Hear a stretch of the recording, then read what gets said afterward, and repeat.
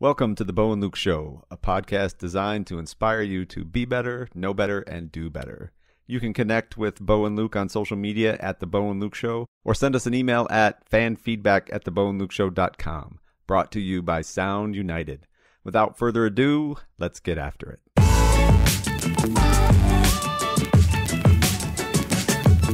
Welcome, listeners. Welcome, Bo and Luke Nation. You are listening to the Bo and Luke Show. I'm your co-host, Luke Carignan, and this is Bo Bravo. And we have an amazing guest with us, Lilly Moran from Showtime's hit series, Billions. What an amazing guest we have with us. How are you, Lilly? Woohoo! I'm good. How are you guys? Oh, doing great. Another wonderful day in Northeast Ohio. Yeah, doing better now. Lilly, listeners, you can't see this, but Lily's got like an amazing, of course she's got an amazing energy on camera. We can see Lilly. Like, would you expect an actor on Billions to not have an amazing energy? First question, it's a softball, but I'm interested in the answer. What's your spirit animal?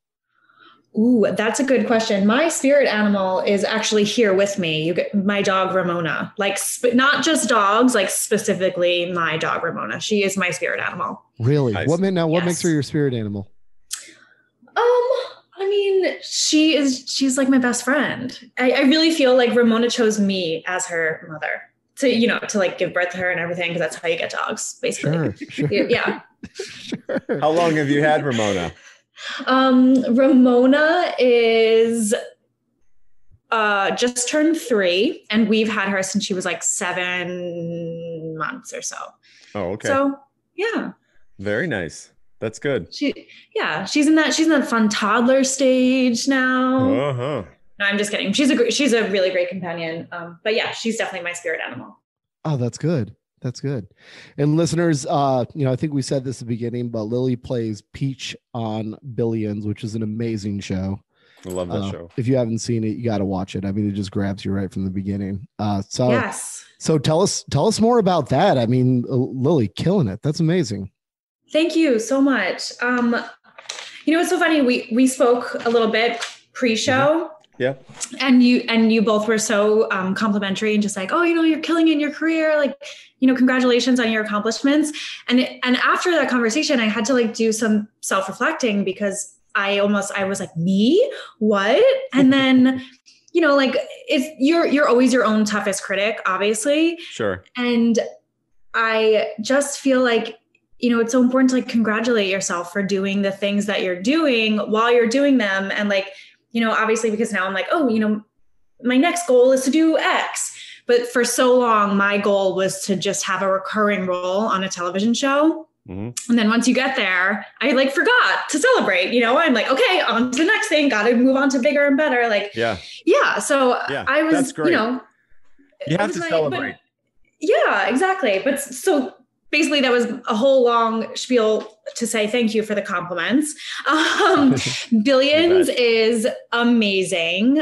It has been like a dream come true to just work with the actors, the creators, like all the talent. Mm-hmm. And it's been, having a recurring role on a show, like I said, was something that I've been working on towards for a really long time. So having that show be like a super successful Showtime series that I'm also like a huge fan of is just dreams come true. Like, yeah. How old were you when you had in your mind that acting was going to be something that you really wanted to pursue and just go after it? I was very, very young. I was doing like community theater and dancing and all kinds of stuff since elementary school. Mm-hmm. And I was so into it. I went to a performing arts high school, and I was really lucky that I have had parents who were supportive of me like throughout my entire life, and were like, great, if you want to go for it, do it. Like, I don't think that they still expected me to be doing it, or even, to like go to college for it or anything, but here I am. So it's awesome. Luke, I don't know about you, but I think Lilly being where she's at today, and you think about some of the other guests we've had on the show and professional athletes or senior business executives, it takes a lot to get to that point. So when you end up on a hit show like Billions for Showtime, I mean, you're getting to you're getting to the elite status. A lot of people are out there trying to make it as actors. So I'm sure there's just a ton that you've gone through to get to this point. Tell our listeners, Lilly, like, what has your path been? You know, if you knew at a young age, this is what you wanted to do, but how did you just keep this is a big question, but how did you stay inspired yourself to keep going through all the auditions and everything you had to do to even get to where you are today? And you're not done. You haven't stopped. You're still going. I'm not done. You're not done. This is just the beginning. Exactly. But that's a great question. And I think that it's really just important to love what you're doing and be in it. Like if you think that you want to be an actor or whatever career you want to pursue, and you're pursuing it for like money or fame or those kind of things, like you're probably not going to be successful. Like you have to love what you're doing or be passionate about it. At least, like acting as a profession is really tough. It's very difficult. And I think, it gets glamorized because you obviously only see the successful people that from film and television shows. So you just think that like, oh, everyone who's an actor is, Reese Witherspoon or Zac Efron or, whoever. Like, and we only see the final product, right? Exactly. Yeah. So, I mean, I have had, so many terrible like side jobs and side hustles that I've, that I have hated along the way, and that, you have to do to make your dream work. And I just think, if you really love something, you just keep pushing and pursuing no matter what it takes. Like, but it's not easy. You definitely don't see all that work that goes into it behind the scenes. Sure. Yeah, it's a trait that I see among successful people. One thing you said that stood out to me was like, you forget to celebrate things, right? So like to celebrate that you got here. But almost all successful people that we talk to here, they say something to that effect, right? Because it's just the product of the work that they're doing, right? It's almost like that expected result. So if you expected it, like, I don't know, like, why would you stop and celebrate it, right? I mean, you still should. Yeah. Like, I'm not saying that you shouldn't. You should. That's the thing. Yeah. I think especially with art, like with a creative career and acting in particular, you can be the most talented person. Like you can be Meryl Streep level, but if like the opportunities just don't align, it's such a like a fickle business, and things are so, what I'm trying to say is that you can be the best and still never have like the great success that you're hoping to have.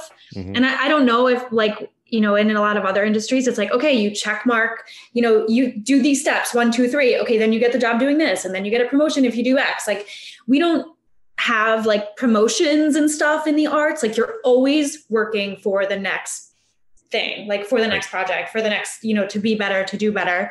So it's like, I think it is important to celebrate each little success, even if it's not, hopefully your last one or, your biggest one or where you want to be yet. Sure. You do have to like, be like, oh, that's right. Like, this is a difficult industry. Yeah. What's your favorite type of acting to do? I know you said you've been doing it your whole life and, kind of grew up in it and went to school for it. What's your favorite? I actually really love theater. And I wish that there was a bigger market for straight theater. I don't, unfortunately, have the ability to like pursue a career in musical theater because my voice is not that cute.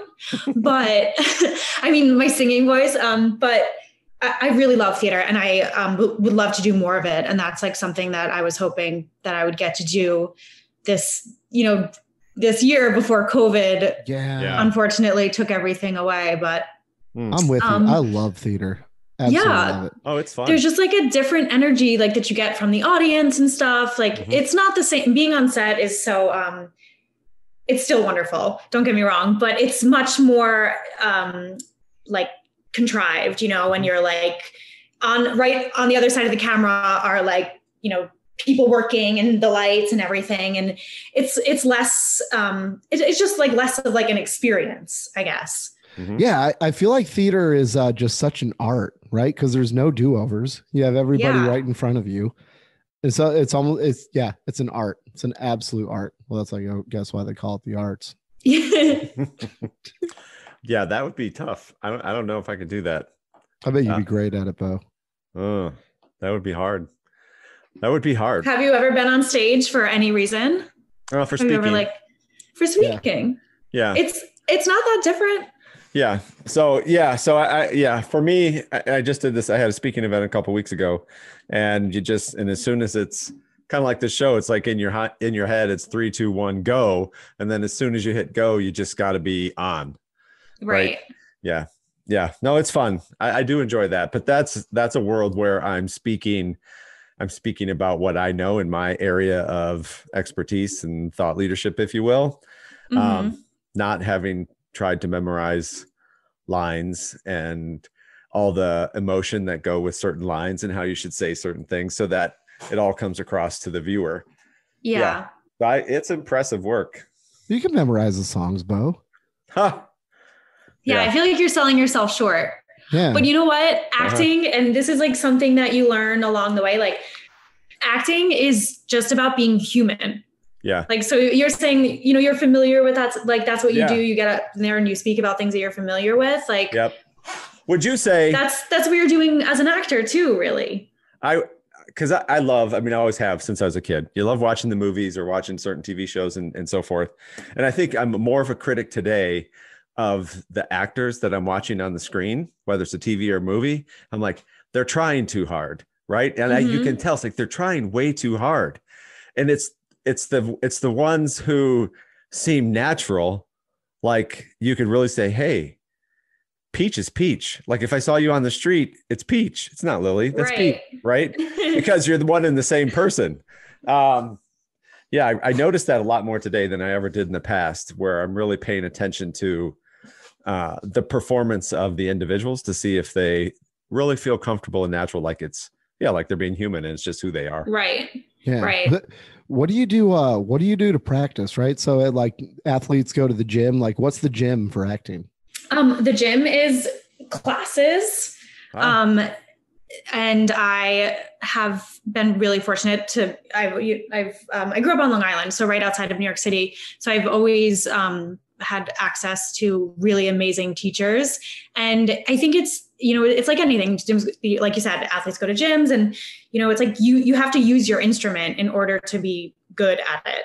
And so if I'm not auditioning or like learning lines and everything, I'm not flexing those muscles and I'm going to be rusty. Like I think it really is like any other thing that you're doing. You have to keep doing it, during COVID, actually, because everything is, turned to Zoom. So that's like a little different for acting classes, but also with everyone's like financial situations being up in the air, a group of friends, we just decided like, all right, like, we're not going to spend money on acting classes right now, but we're going to hold each other accountable. Mm-hmm. And so once a week, we all just meet on Zoom and we have to prepare a scene and then we give each other notes on it. Like, oh, that's awesome. And that's fun. Cool. And it's like, it's free and it's working on our craft. Yeah, for sure. So everybody listening, pay attention to what Lily just said, because that tactic could be used for everybody in, my gosh,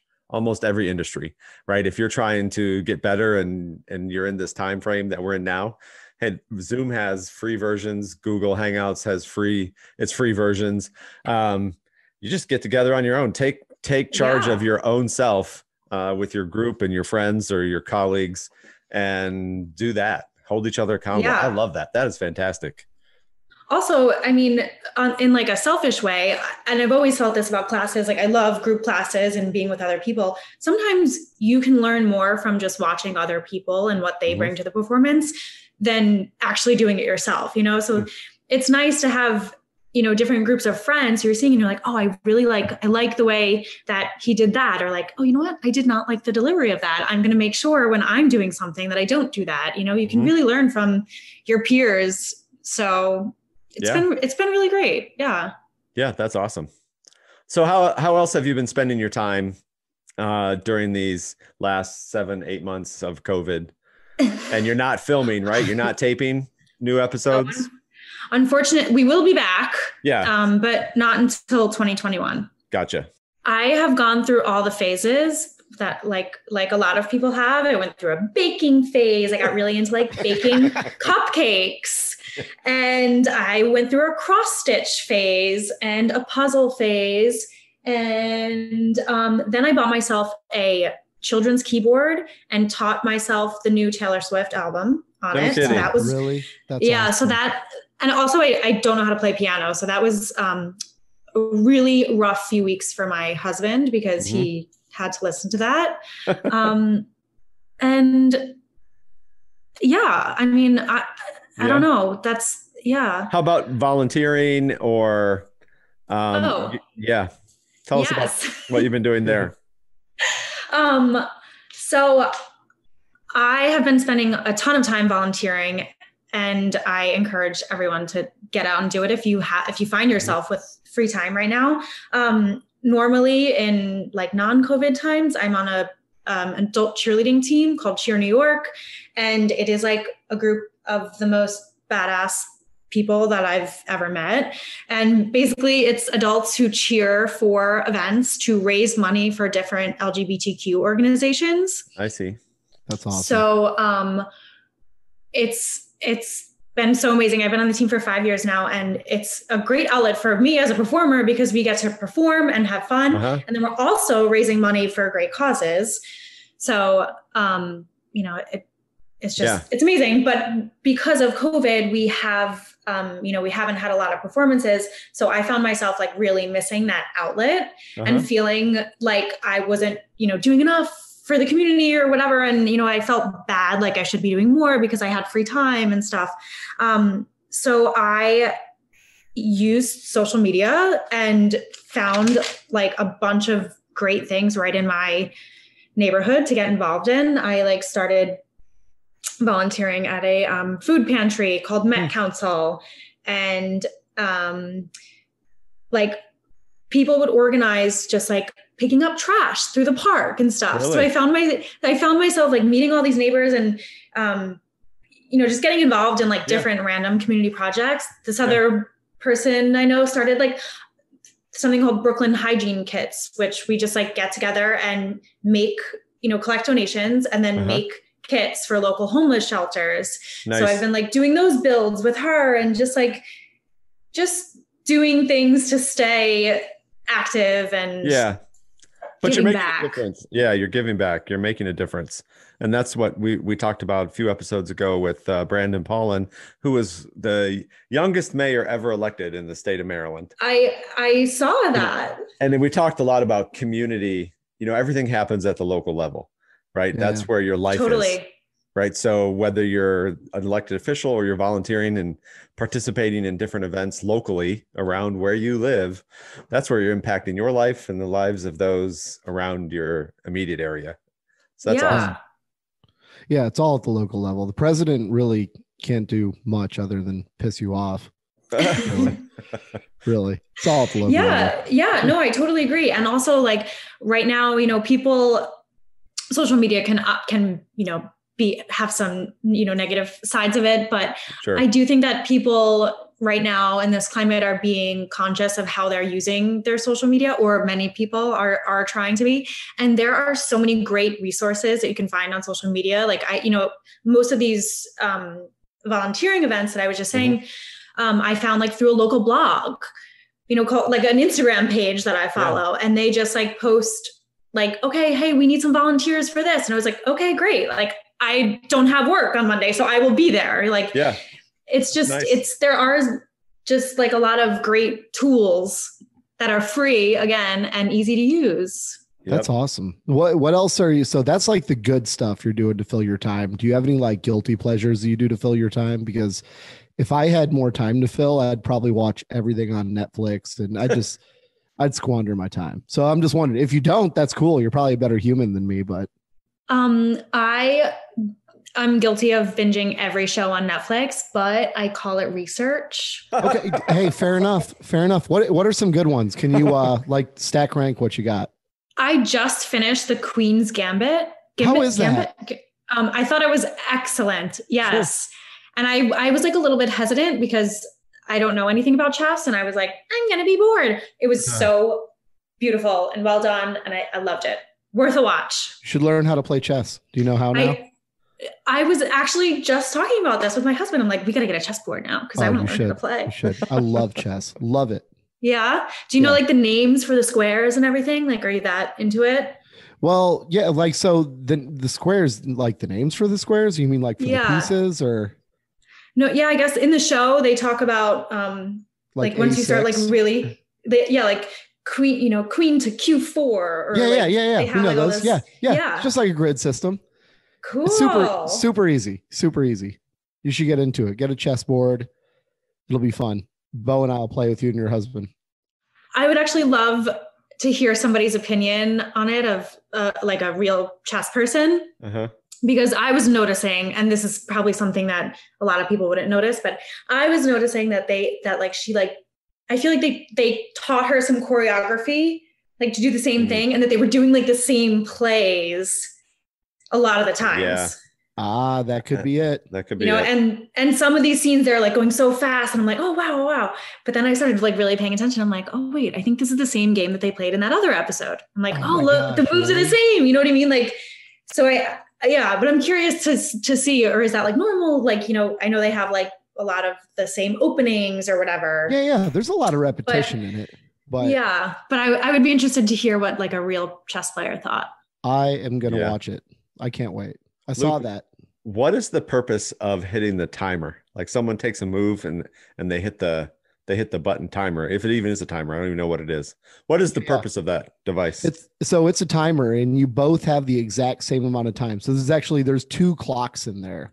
So like if Lilly and I were playing a game, however much time we wanted. So let's say we wanted it to be like an hour long, right?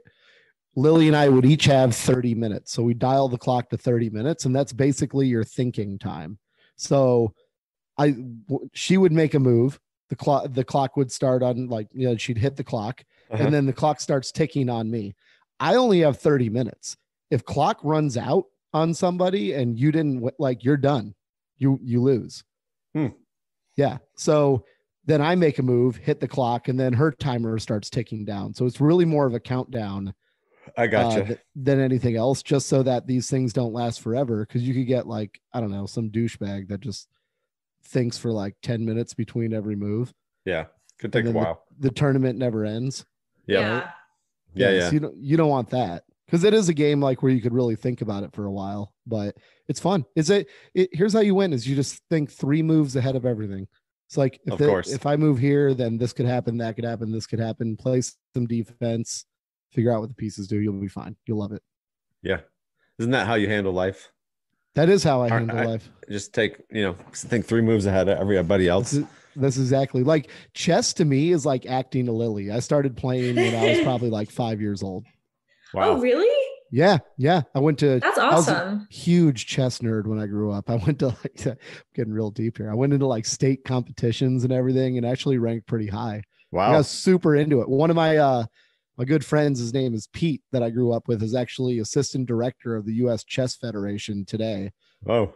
And he's a chess master. So he's like probably gosh. Yeah, he's like beating Russians. You have to watch this show. I can't wait. I saw it on there and I was like, all right, I got to see it. But I didn't know if like it'd be good. But coming from Lilly Moran, that this is a good show, I have to watch it.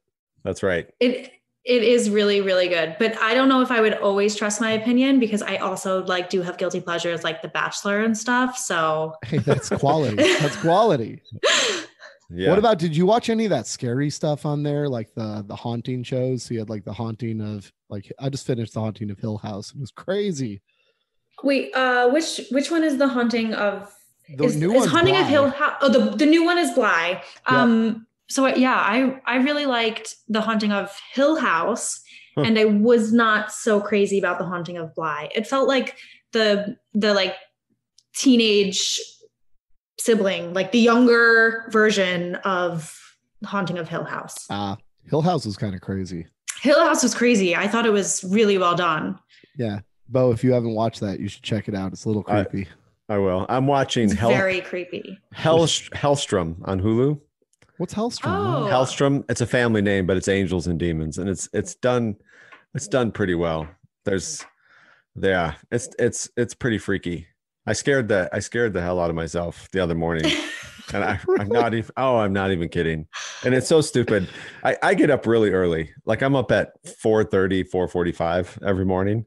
And I was sitting in my sunroom, which is directly below my home office where I'm sitting now.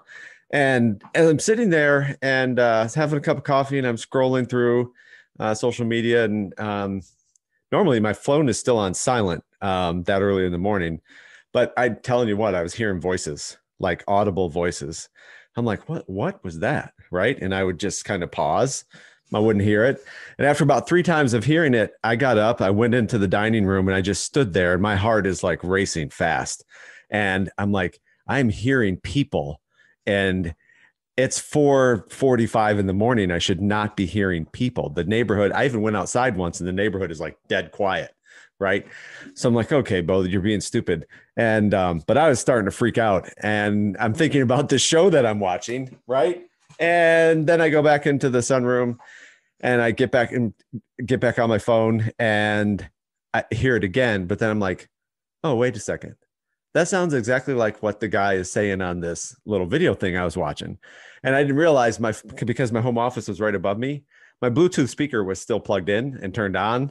So it was coming through the speaker. It was coming through the speaker as I was scrolling through my phone. And then I just felt stupid. Even though I was by myself, I felt stupid. But that's what happens. That's kind of like the best case scenario, though. Yes. At least like you're not like having an episode. Yeah, you're like, oh, all right. It's okay. Well, it's okay. You could start like a new thing, like just videotape scaring the shit out of like your significant other by moving a Bluetooth speaker around and playing weird stuff on it. Yeah, like have it someplace where, nobody would think, and all of a sudden just have like freaky type of music or something ready to go. And put it in the bathroom cabinet, and it's like when they're taking a shower, just do it in that sequence, right? A few seconds. So what was that? Right. Yeah. Was that the Bo and Luke show for 3 seconds? And a minute later, a little bit longer. Yeah, I could use that. I get creative with that, Luke. Thanks. Anytime. Hey, it's your idea, man. You brought it to now's the time. It's Halloween, right? Oh, that's right. This weekend. So Lilly, get those spooky pranks done. Yeah, for sure. It's COVID-19, but you had another very special event in your own personal life that took place in the past several months, right? Yes. And what was that?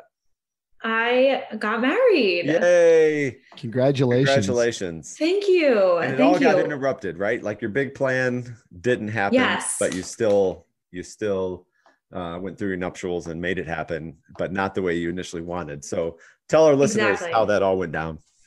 So we have been planning a destination wedding in the Bahamas with, we were having about 100 guests, and it was supposed to be May 2nd.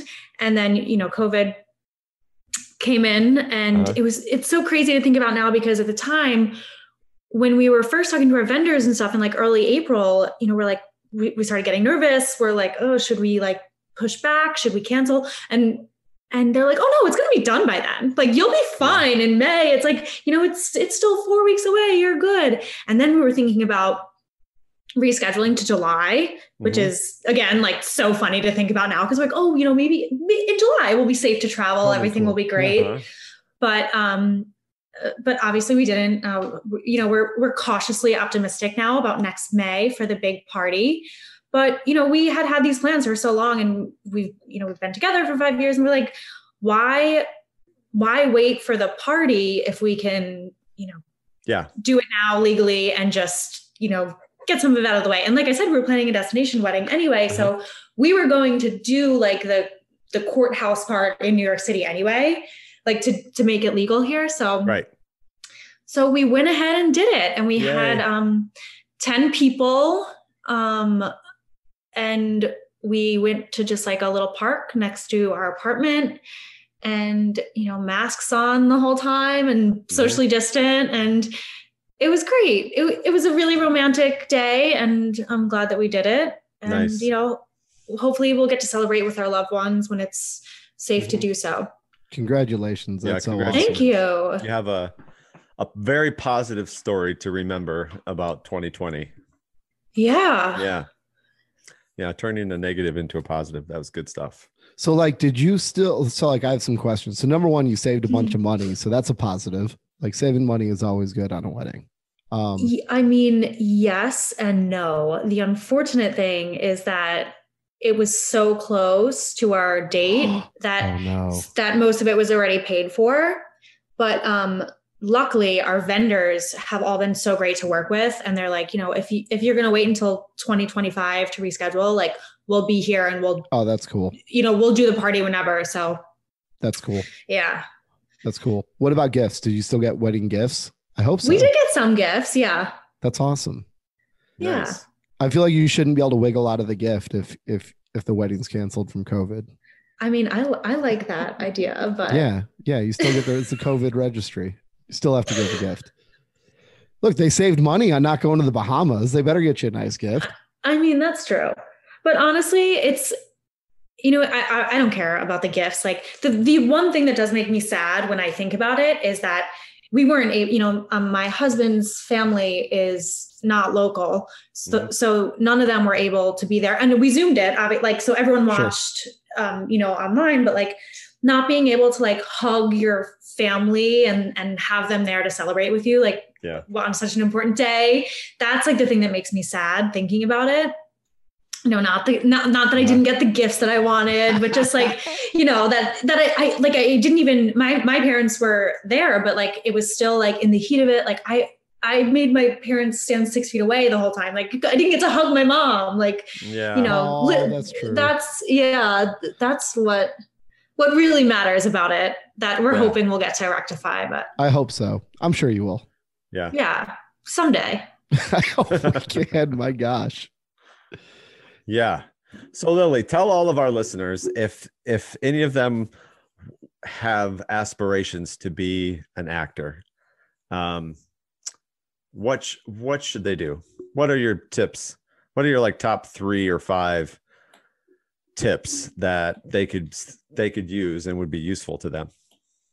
My tips would be, first of all, study as much as you can, practice, get your hands on every play that you can read or any theater experience that you can get yourself to. Even like I said, I watch shows and consider them research, like figure out which actors you like and why you're drawn to them and what makes them stand out to you.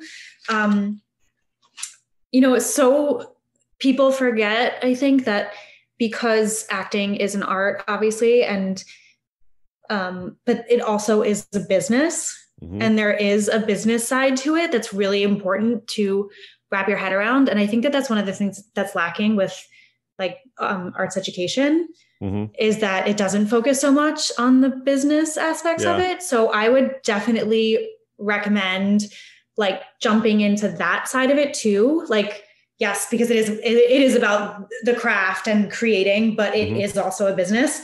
And that's something that I think that a lot of like young actors have a hard time grappling with, especially if you're trying to like stick it out in New York or LA or, wherever you are, like that can be difficult. Sure. And just be ready to like really work. It's work. Even, and once you get the audition, you get the show, like you will be on set for 16 hours. Like you will be working that entire time. Wow. It's not the finished product that you see on screen. Yeah. So how many auditions?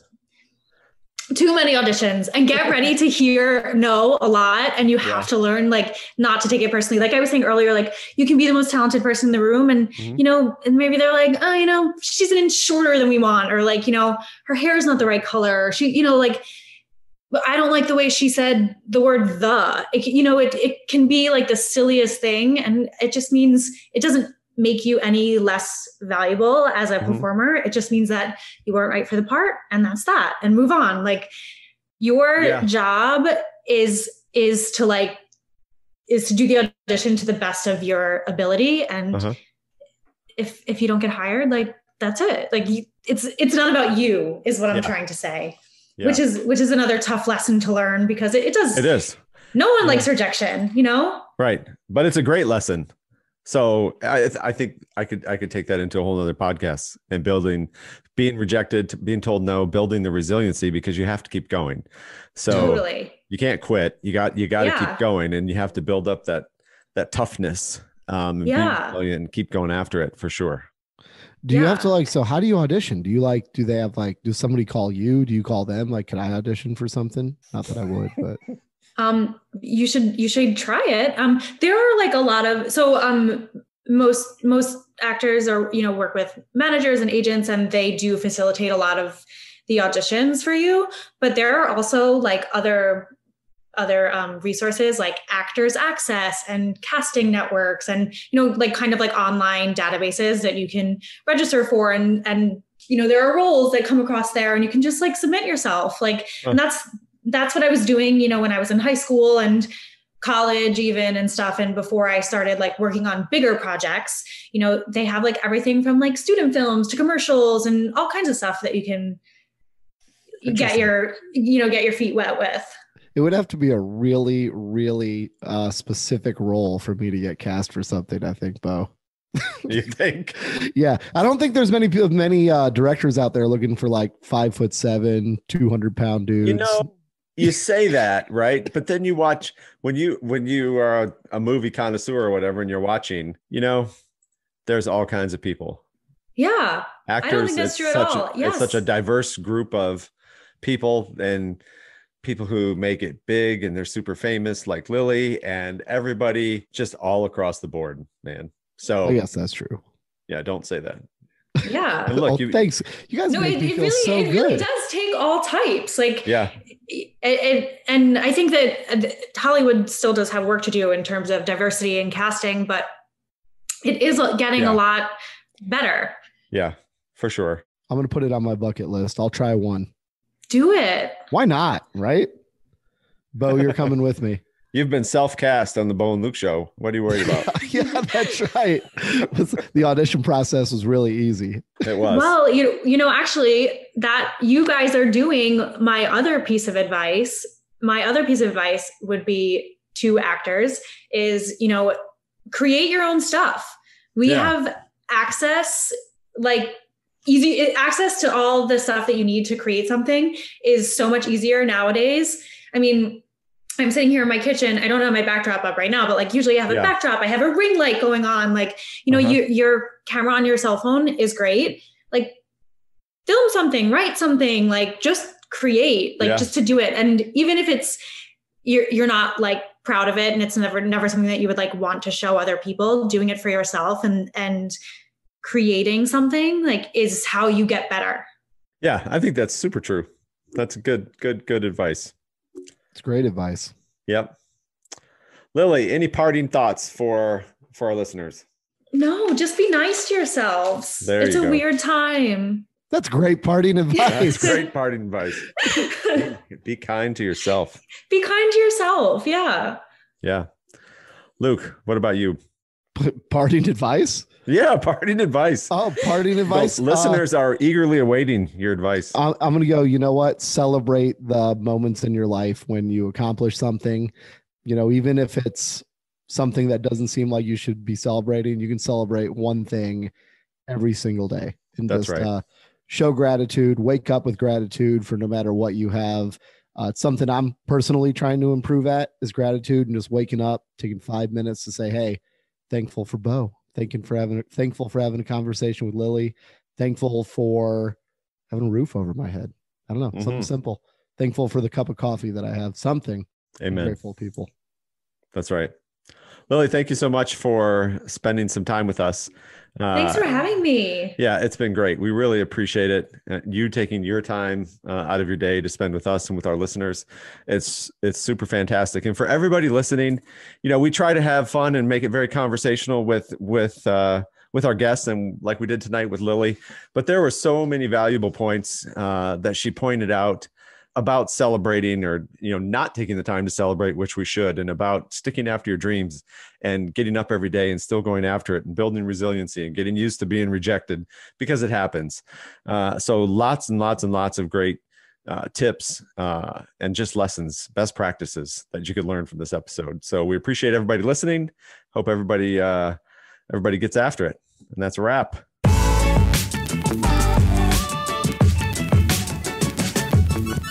Tune in for a new episode every Thursday. You can subscribe to our email newsletter for information on upcoming guests, giveaways, and more. Rate, review, and subscribe. Thank you to our sponsor, Sound United, for quality broadcast audio throughout Season 2.